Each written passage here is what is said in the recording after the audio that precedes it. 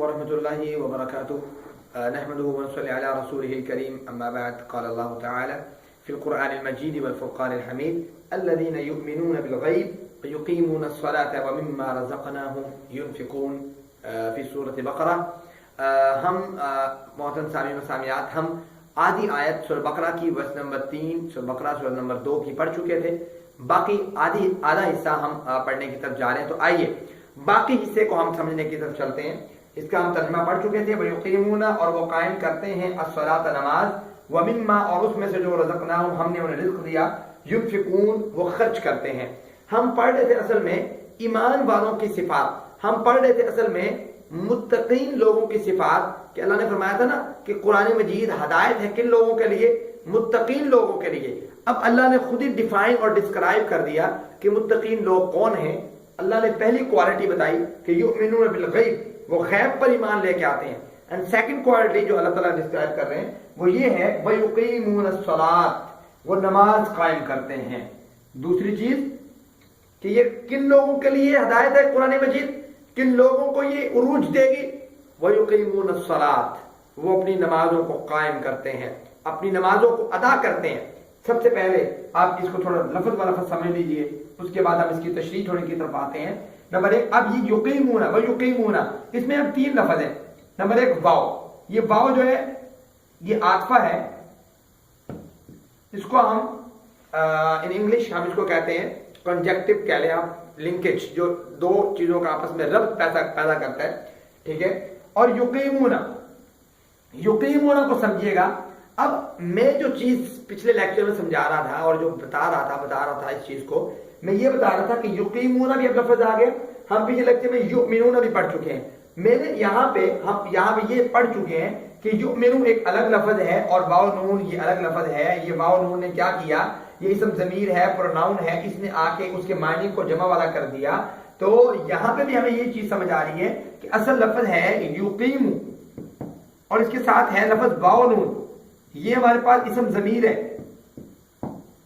جس کو ہم پروناؤن کہتے ہیں. یہ ہمارے پاس فعل ورب ہے. ٹھیک ہے. یقیم، وہ قائم کرتا ہے ایک شخص، لیکن واو نون لگانے سے ہم نے کیا کیا؟ وہ یقیمون، اور جو قائم کرتے ہیں سب لوگوں کے بارے میں آ گیا. تو یعنی معنی اس کا کیا ہو گیا؟ جمع والا. کس وجہ سے؟ اس کی واو اور نون کی وجہ سے. اس چیز کو سمجھیں، بہت دفعہ یہ یوز ہوگا واو اور نون ترجمہ پڑھنے میں اور ترجمہ سیکھنے میں. یہ ہمیں ہیلپ آؤٹ ہوگا، ہیلپ آؤٹ کرے گا ہمیں کہ کس طرح ہم نے ترجمے کے معنی کو آپس میں کنیکٹ کرنا ہے، جوڑنا ہے، اور کیا کہنا ہے ہم نے یہاں پہ. تو وَيُقِيمُونَ، وہ قائم کرتے ہیں. اور ہم اس بات کو پڑھ چکے ہیں کہ مضارع کیا ہوتا ہے؟ فعل مضارع. فعل مضارع یہ ہوتا ہے کہ اس میں حال کا معنی، ویسے فعل جو ہوتے ہیں اکثر پریزنٹ، پاسٹ اینڈ فیوچر، اس میں یا تو پریزنٹ کا معنی ہوتا ہے، یا پاسٹ ماضی کا معنی ہوتا ہے، یا فیوچر کا معنی ہوتا ہے.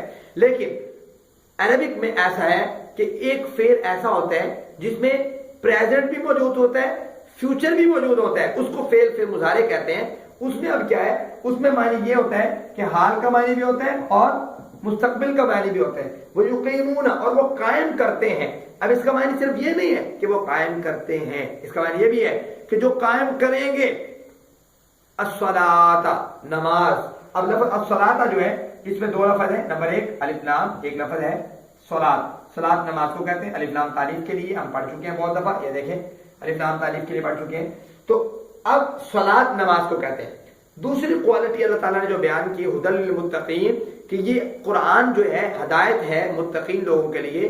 دوسری کوالٹی یہ ہے کہ وہ ایک تو یہ کہ یؤمنون بالغیب، دوسرا یہ وہ یقیمون الصلاۃ، وہ اپنی نمازوں میں بڑا خشوع و خضوع پیدا کرتے ہیں، نمازوں کی بڑی حفاظت کرتے ہیں.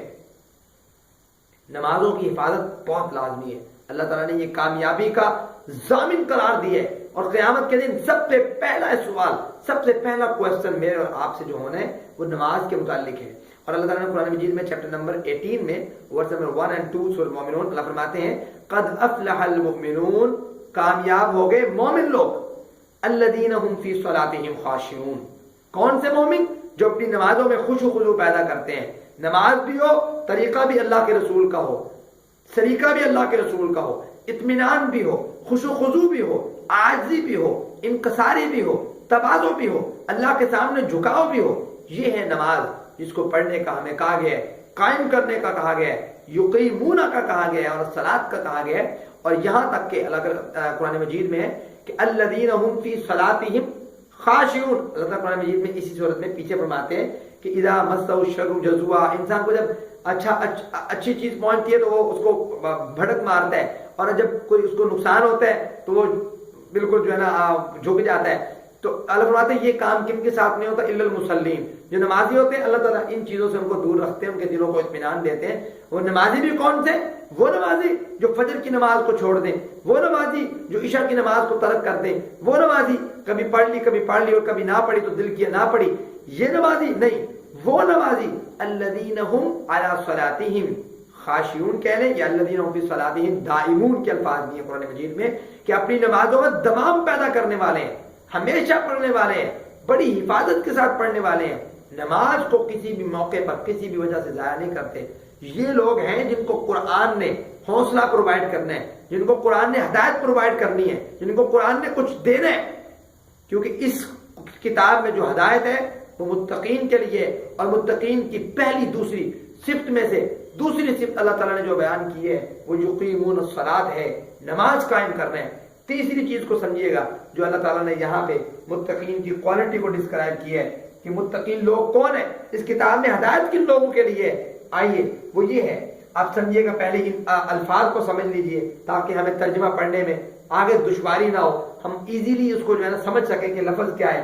یہاں پہ ہم واو پڑھ چکے ہیں، واو عاطف ہے، ٹھیک ہے، اس کا معنی ہوتا ہے اور عموماً اس کا معنی اور ہوتا ہے، بعض اوقات واو قسمیہ اور دوسرے تیسرے معنی میں آتا ہے. وہ جب وہاں پہ اس موقع پہ آئے گا جب ہم پڑھ رہے ہوں گے تو وہاں پہ ہم اس کو ڈسکرائب کریں گے کہ یہاں پہ کیا سچویشن ہے اور کیا کس وجہ سے قسم کے معنی دے رہے ہیں، ٹھیک ہے، والفجر کا ہے، والعصر ہے، وہاں پہ قسم کا معنی واو دے رہے ہیں، تو وہ کیوں دے رہے ہیں وہاں پہ ہم ڈسکرائب کریں گے جب ایسا موقع آئے گا. یہاں پہ اتنا سمجھیے کہ قرآن مجید میں اکثر و بیشتر، کیونکہ اکثریت پہ قانون بنایا جاتا ہے، تو اکثر و بیشتر جہاں پہ الفاظ واو استعمال ہو رہے ہیں اس کا معنی اور ہے. اس کے بعد آ گیا لفظ مما. اصل میں مما جو ہے نا، بعض نے کہا یہ دو لفظ ہیں، من اور ما، بعض نے کہا نہیں یہ ایک میم ہے اور دوسرا ما ہے، ٹھیک ہے. اصل میں من کہہ لیں یا میم کہہ لیں، یہ دونوں حرف جارہ ہیں جس کو ہم پریپوزیشن پڑھ چکے ہیں. من کا معنی ہوتا ہے سے، ٹھیک ہے، یہ دونوں حرف جارہ ہیں پریپوزیشن. اس کے بعد یہ لفظ ما ہے موصولہ، یہ والا جس کو ہم کہتے ہیں لنکیج کہہ لیں، لنک کرنے کے لیے. اب یہاں پہ اس بات کو سمجھیے گا، من اور ما، من کا معنی ہوتا ہے سے، ما کا معنی لفظی جو ہم عموماً کرتے ہیں. تو یہاں پہ اس کا معنی یہ ہوگا وَمِمَّا، اور اس میں سے جو. اللہ فرماتے ہیں تیسری کوالٹی مومنوں کی، وَمِمَّا، اور اس میں سے جو رزقناہم، ہم نے انہیں رزق دیا ہے، ينفقون، وہ خرچ کرتے ہیں. رزقناہم، اب اس کو سمجھیے گا، رزقناہم کیا ہے؟ یہ ایک لفظ ہے رزا کا، دوسرا اس میں نا ہے، تیسرا اس میں ہم ہے. آپ دیکھ لیں اس میں فعل بھی آ گیا، فاعل بھی آ گیا، ٹھیک ہے. رزا کا رزق دیا، نا ہم نے، ہم ان کو، فعل بھی آ گیا، فاعل بھی آ گیا، مفعول بھی آ گیا، ورب بھی آ گیا، سبجیکٹ بھی آ گیا، آبجیکٹ بھی آ گیا. بات کتنی ہوئی ہے؟ ایک لفظ میں. آپ اندازہ کیجئے عربی لینگویج کا، ایک ورڈ لکھا ہوا ہے، اس پورا جملہ ہے، وہ کلام ہے پورا. رزقناہم، ہم نے انہیں رزق دیا، پوری ایک کلام ہے جس میں فعل بھی ہے، فاعل بھی اور مفعول بھی ہے.